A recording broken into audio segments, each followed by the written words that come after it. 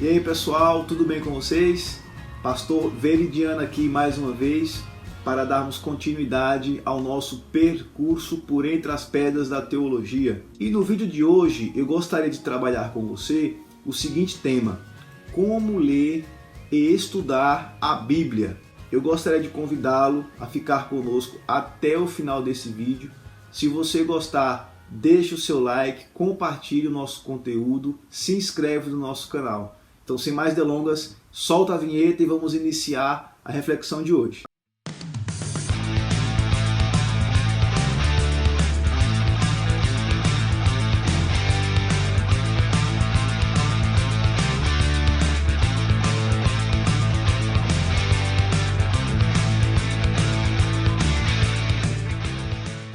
Bem, pessoal, é muito comum nós escutarmos algumas pessoas nos exortando a leitura da Bíblia. Então você vai perceber que existem aquele professor de escola dominical, pastores, líderes que vão dizer assim: você precisa ler a Bíblia, você tem que ler mais a Bíblia.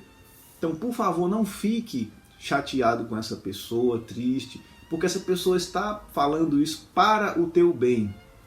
Porque a leitura da Bíblia é, dizendo em outras palavras, é você mergulhar na vontade de Deus, é você colher o ensinamento da vontade de Deus e aplicar para a sua vida. Então, eis como é importante a leitura da Bíblia.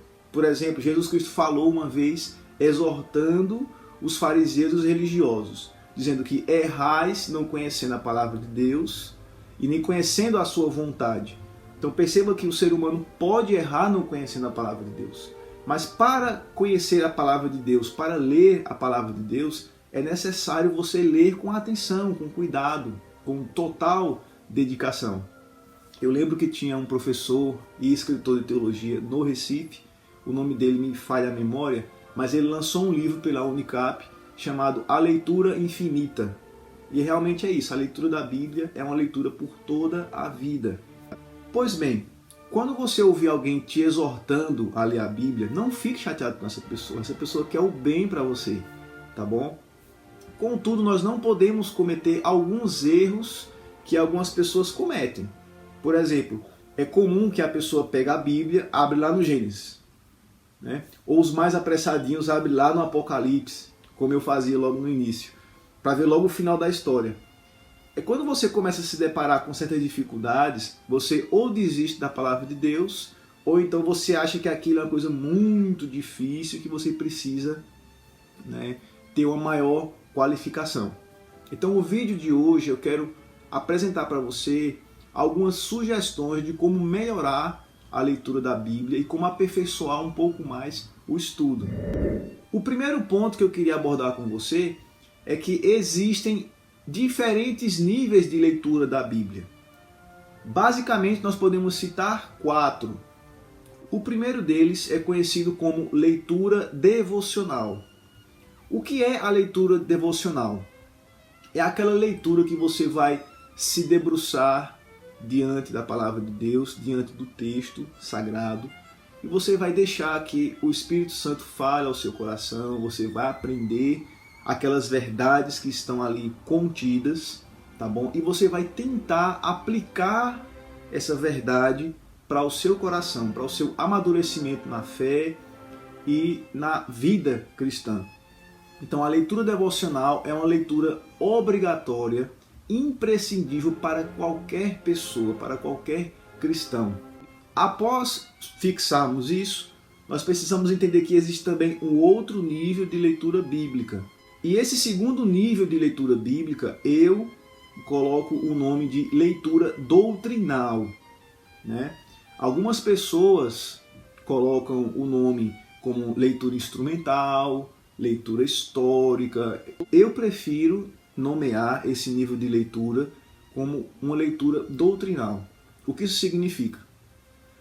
Por exemplo, você é convidado a trazer um estudo bíblico a um novo convertido, a um visitante, numa escola bíblica dominical, num encontro de jovens ou no encontro de homens, mulheres. Você é convidado a fazer isso.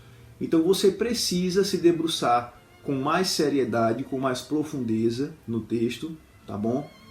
E tentar tirar aquelas informações, consultar dicionários, consultar livros, enciclopédias, tá bom? Alguns sites que podem te indicar o caminho.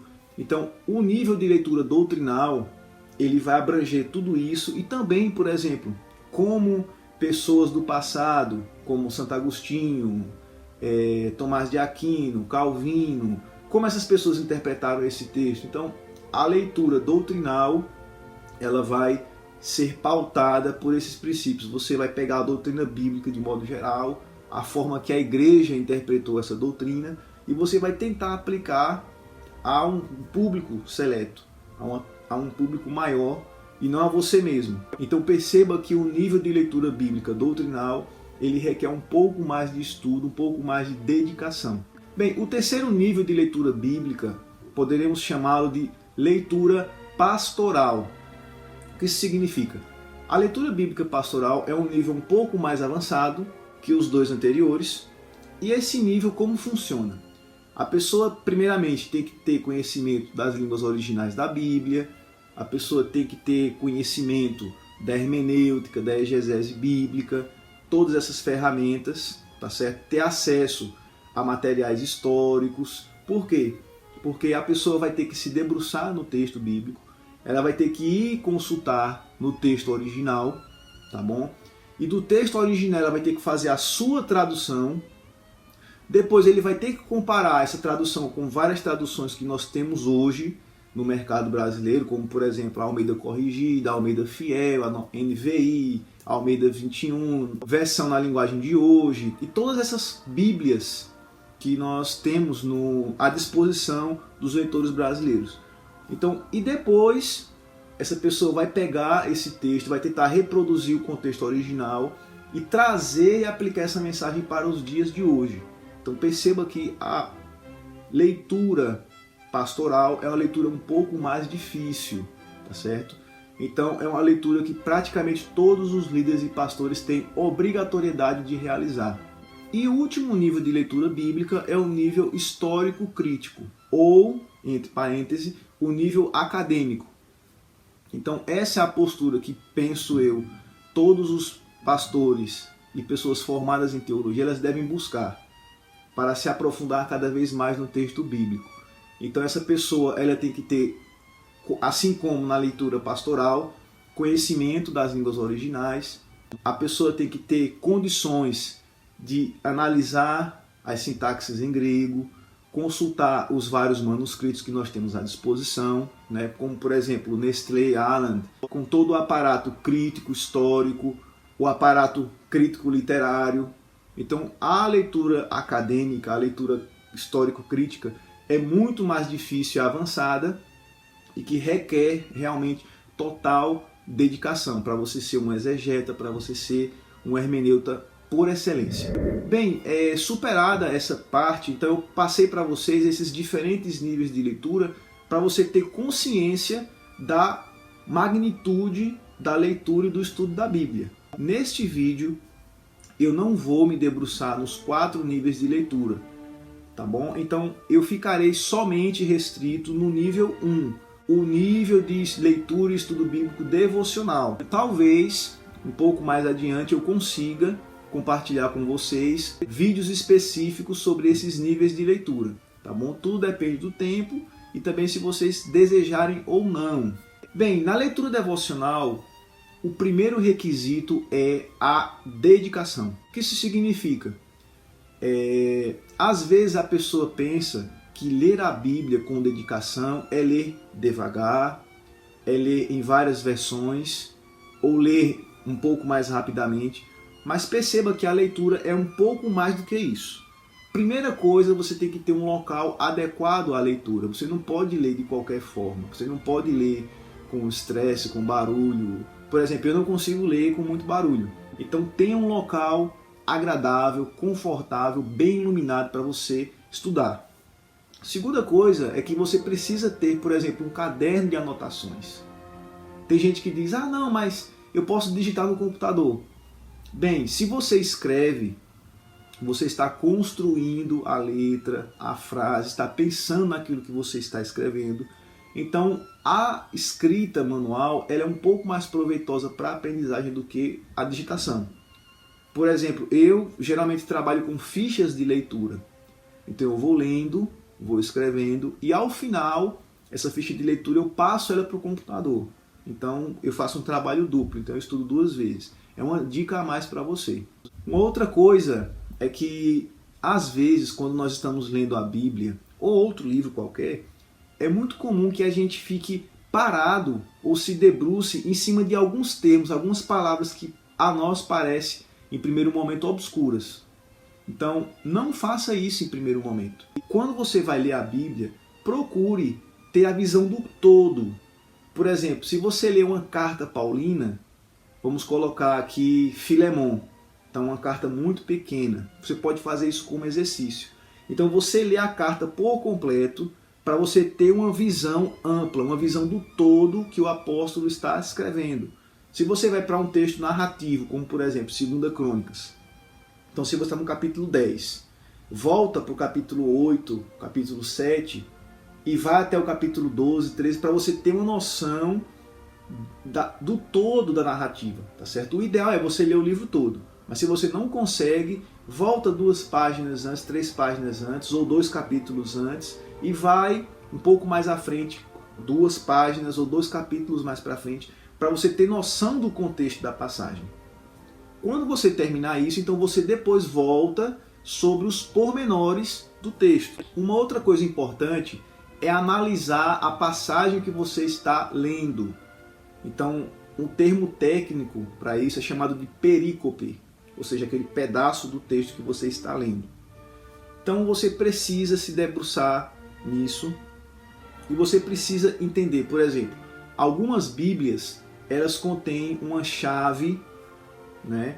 Ela contém uma cadeia de concordância. Então quando você lê um versículo, tem outros versículos relacionados, outras passagens que falam mais ou menos do mesmo assunto.